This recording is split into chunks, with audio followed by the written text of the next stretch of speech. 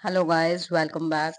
आज की इस वीडियो में हम बात करने वाले हैं कि जो सीएलसी का राउंड है एडमिशन के लिए कॉलेजेस में, तो वो अब सीएलसी राउंड कब से शुरू होगा, उसकी क्या प्रोसेस रहेगी, और यदि आपने अभी तक ऑनलाइन रजिस्ट्रेशन नहीं करवा पाए हैं किसी कारण से एडमिशन के लिए, तब क्या करना होगा। साथ ही हम ये भी बात करेंगे कि यदि आप अपना एडमिशन निरस्त करवाते हैं, उस केस में फीस का क्या होगा। तो हमारे साथ लास्ट तक बने रहिएगा और हम अपने वीडियो को अब स्टार्ट करते हैं। तो इसमें यह है कि देखो, सीएलसी मतलब कि कॉलेज लेवल काउंसलिंग। कॉलेज में अभी तक जो एडमिशन्स हुए, उसके बाद जो सीट्स बच गई, उन सीट्स के ऊपर अब जो बचे हुए स्टूडेंट हैं वो अपनी चॉइस फील करेंगे और उनको उन सीट में से अलोकेशन होगा सीट का। तो ये जो है ये कल यानी कि 20 जून से शुरू हो रहा है। ठीक है, यदि आपने अभी तक रजिस्ट्रेशन नहीं करवाया था ई पोर्टल पर किसी भी रीजन से, तो आप अभी भी उस पे रजिस्ट्रेशन करवा सकते हैं और उसमें शामिल हो सकते हैं सीएलसी में। इसकी जो रजिस्ट्रेशन का टाइम रहेगा वो रहेगा आपका 20 जून से 7 जुलाई तक।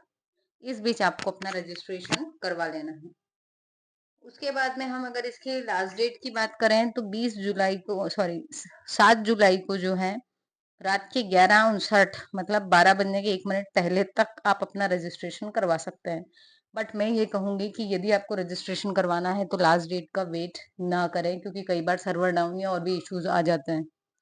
ठीक है, तो लास्ट मोमेंट रश से बचने के लिए अभी ही रजिस्टर करवा लो। उसके बाद में जब आपका रजिस्ट्रेशन हो जाएगा, मान लो कल आपने अपना रजिस्ट्रेशन करवा लिया, कल 20 तारीख है, तो अगले ही दिन मतलब 21 तारीख से 8 जुलाई तक आप अपने जो डॉक्यूमेंट्स हैं उसको वेरीफाई करवा सकते हैं।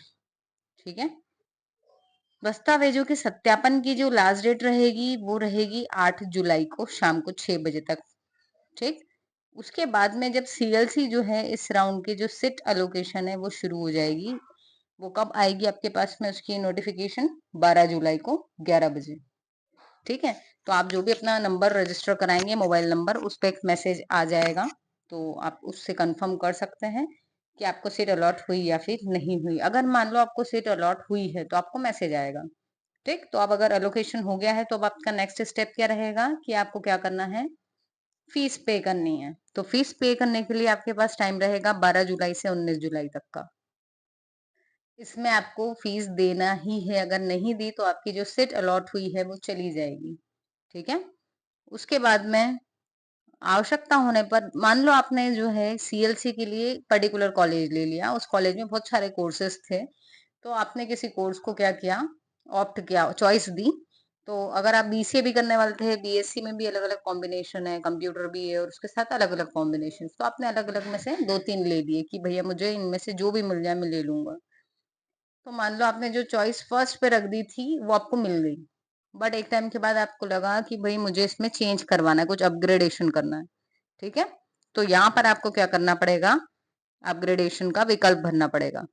प्रवेश शुल्क का भुगतान किए गए आवेदकों का ही प्रवेश मान्य होगा। एक बार फिर से यहाँ कहा गया है, प्रवेश शुल्क का भुगतान न होने पर प्रवेश नहीं माना जाएगा। तो आपको फीस तो पे कर ही देना है। ठीक है, उसके बाद में फीस पेमेंट की लास्ट डेट क्या है, 19 जुलाई। अपग्रेडेशन का विकल्प भरने की भी जो लास्ट डेट है वो है 19 जुलाई।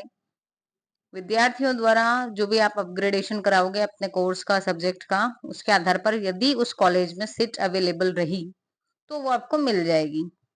ठीक है, तो अपग्रेडेशन से रिक्त स्थान गुणानुक्रम के आधार पर शेष आवेदकों को आवंटन पत्र जारी किया जाएगा। तो अगर आपको मिल जाएगी तो अगेन आपको मैसेज आएगा। अपग्रेडेशन ना होने की स्थिति में जो पुराना वाला जो आपको मान लो जो भी आपने ले रखा था कोर्स, वो तो आपके पास रहेगा ही।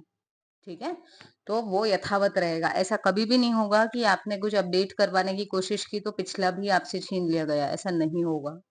ठीक है, यदि आप अपडेट करवाते हैं अपग्रेड, तो अगर आप ऊपर के कोर्स पे नहीं गए जो आपकी चॉइस का है, तो जो आपको मिला हुआ है वो तो आपके पास रहेगा ही। और यदि आपका चॉइस मिल जाती है नई वाली, तो फिर आप उस पुरानी सीट को छोड़ देंगे और नई सीट पे चले जाएंगे। अपग्रेडिंग से रिक्त स्थानों पर आवंटित आवेदकों को आवंटित महाविद्यालय में ऑनलाइन प्रवेश शुल्क का भुगतान करना होगा। तो यदि आपने अपग्रेडेशन करवाना है तो फिर आप उधर फीस ना पे करते हुए क्या करोगे, आप फीस यहाँ पर अपग्रेडेशन के लिए आपके पास 22 जुलाई से 24 जुलाई तक का फीस पेमेंट का टाइम दिया जाएगा। ठीक है, और सारी प्रोसेस जो होगी वो हमारी कैसी होगी, ऑनलाइन। अब यहाँ हम ये भी बात कर लें कि यदि किसी ने एडमिशन ले लिया है और उसको निरस्त करवाना है, तो ये प्रोसेस भी ऑनलाइन है। ऑनलाइन आप एक उसमें फॉर्मेट बना हुआ है, उस पे आप अप्लाई करेंगे कि मुझे इसको निरस्त करवाना है, पर्टिकुलर फॉर्मेट में अपनी इन्फॉर्मेशंस देंगे, ठीक है। और यदि मान लो आपने पिछले 30 दिनों के अंदर ही एडमिशन लिया था, फीस भरी थी और अभी 30 दिन के अंदर अंदर आप उसको कैंसिल करवा रहे हो, तो आपको पूरी फीस रिफंड हो जाएगी। बट अगर 30 दिन के बाद की बात है, तो फिर आपको फीस रिफंड नहीं होगी, ठीक है। तो यदि आपको कैंसिलेशन करवाना है, then you have to be quick, कि आप 30 दिन के अंदर अंदर डिसाइड कर लें कि भाई मुझे ये एडमिशन रखना है या फिर नहीं रखना है।